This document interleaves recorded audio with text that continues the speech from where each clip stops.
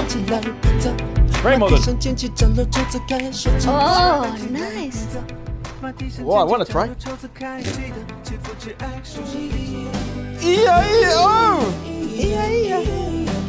All together. Hello, people of the internet. Welcome back. We are going to be checking out a really cool thing because it's like viral. Correct. His name is Ge Dongqi, if I'm pronouncing that correctly. And he's a male mainland China singer. And he's an original musician. He's amassed a huge amount of popularity with short videos. His songs have been used in many fan-made clips and films and TV series. Okay. And they've kind of made his music very well known in that manner. He has a versatile music style, using multiple elements to construct his music. With the rich vocal styles, he provides his audience with a fresh experience. And Ge has a unique perspective to pop music, which is quite interesting because we actually don't know that many mainstream pop artists from the Chinese music industry. Well, I was just gonna say the fact that this is very relevant today in short platforms and kind of like it is in the very trendy moments. It answers the question, how good is mainstream music? Today. Correct. So the first song we're gonna check out, it's called Chinese Wedding. It's a Chinese style song written, composed and released by himself in 2020, and it incorporates elements such as dialects and traditional instruments. Chinese Wedding combines traditional Chinese music motifs such as the suona with modern musical elements. One represents nostalgia while the others represent modern fashion.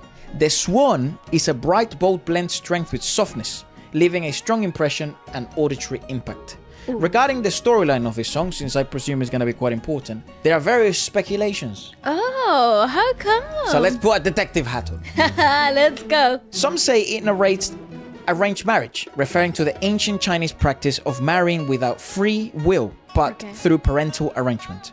While others suggest it might depict ghost marriage, a union between a living person and a deceased person. Wouldn't that make you a widow? Either way, this song portrays the tragedy of a woman who has no control over her life or her decisions. That is phenomenal! Yeah. What a great concept! Well, sir, you have me by the hook. Let's go. Let it begin. Turns out, he's replied to the speculations on Weibo. Okay. But first, I'd say we watch the song. Yeah. You know? Yes. Why not? Oh, very traditional. That's gorgeous. Which is what we love. That's phenomenal.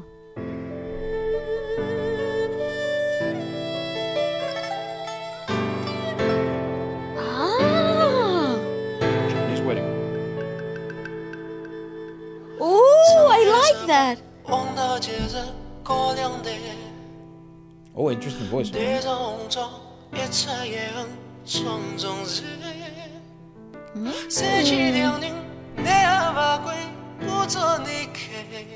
Curious EQ as well, right? Oh, there we go.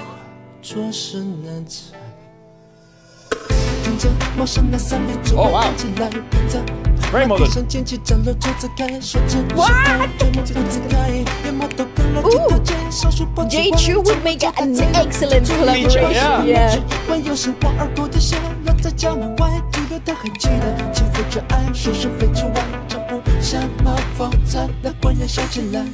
Oh, sir, what the hell? Very heavy storytelling.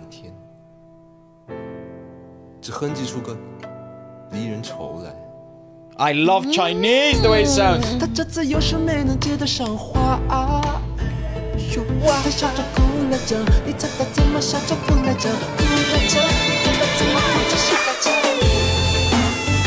Oh, whoa.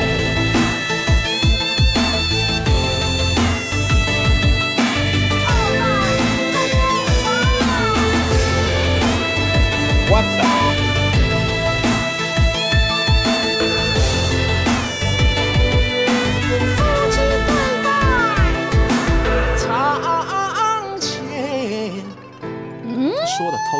Dude, this guy is so peculiar, bro. There's no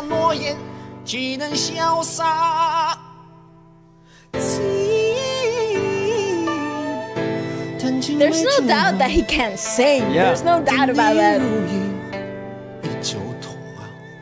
Also, probably one of the best examples of like how to utilize emblematic sounds, traditional compositions into a modernistic approach of music whilst maintaining relevancy of storytelling. It's like a curious song.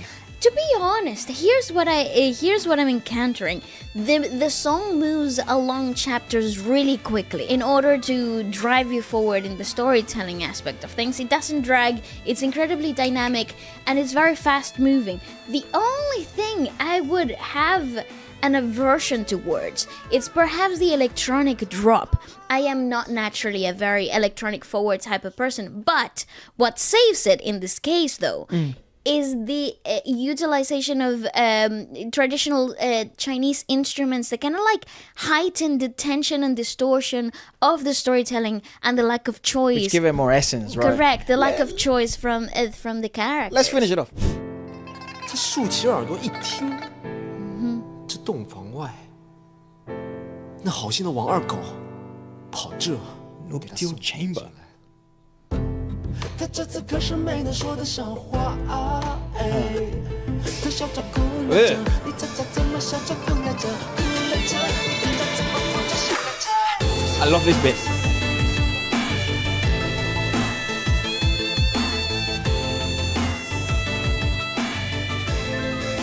I can see why this is so viral though. Yeah, totally. Appeals to a younger audience immediately.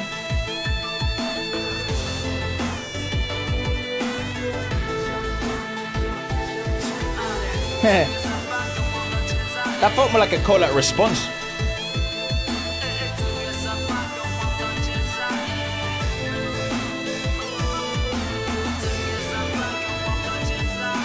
Ooh, the piano. Woo, woo, woo.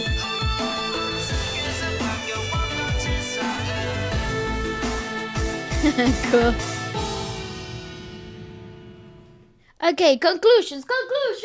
I would prevail with my original thoughts of like, I think this is a really good example on how to captivate different audiences, remaining traditional relevancy while also modern adequacy. Because you have to understand that I feel, given the fact that we know it's from short platforms, I don't presume, do correct me if I'm wrong, but I would presume that the people that are like on Douyin and the same here in the West, like, you know, TikTok and Instagram here and other platforms as well in China, are probably in the younger audiences where I think their brains and the way they consume content, it's a lot faster, given as well the length of this performance. If you compare it to the older compositions that we have reviewed on the channel, and we've reviewed them quite highly actually, I don't think we've had a bad song yet, which f***ing awesome. You guys have the greatest taste, honestly. I think we also started with a classic, so that's bound to happen. But given the length of this song, which is like essentially of actual music, is about 250, 259, and then there's the narration, which I like. I don't have a problem with that at all.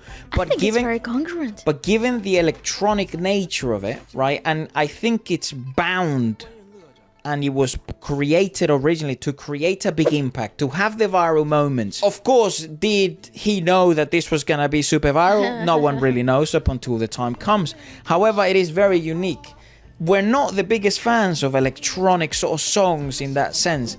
You do have to give it credit for utilizing traditional instruments and mixing in, you know, quite curious EQ, you know, have that kind of high frequency EQ, then bringing it very forefront, then taking it away, utilizing some layers. Musically quite nice. I think this encompasses the current epitome of musical production.